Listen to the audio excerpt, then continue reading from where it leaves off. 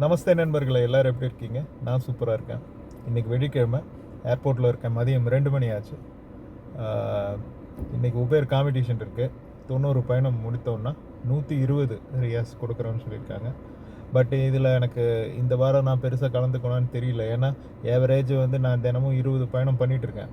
இந்த 3 நாள் பண்ணால் 60 பயணம், இன்னொரு 10 பயணம் மட்டும் சேர்த்து பண்ணிவிட்டு 60 ரியாஸ் கிடைச்சா போதும்னு நினைக்கிறேன். ஏன்னா நான் ரெகுலராகவே நல்லா ஒர்க் பண்ணிகிட்ருக்கேன்.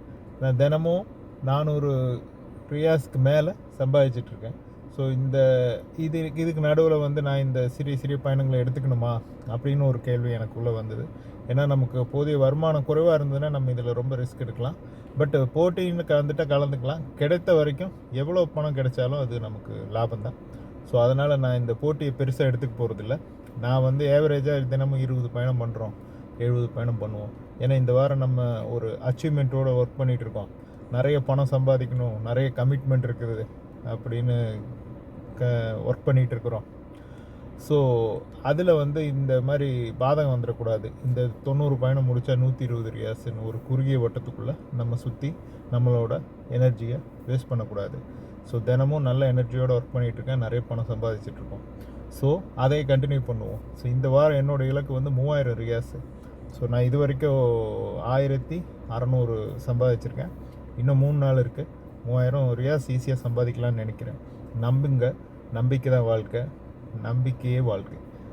நல்லதை நினைப்போம், நல்லதை செய்வோம்.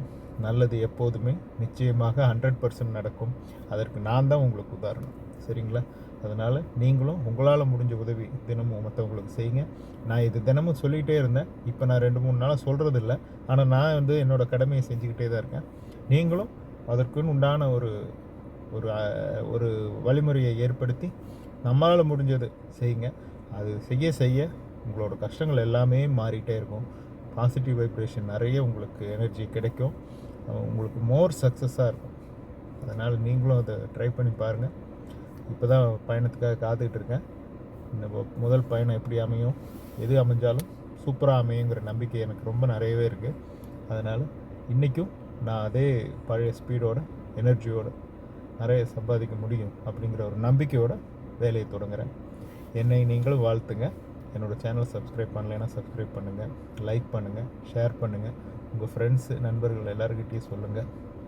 நமஸ்தே, நன்றி, வணக்கம்.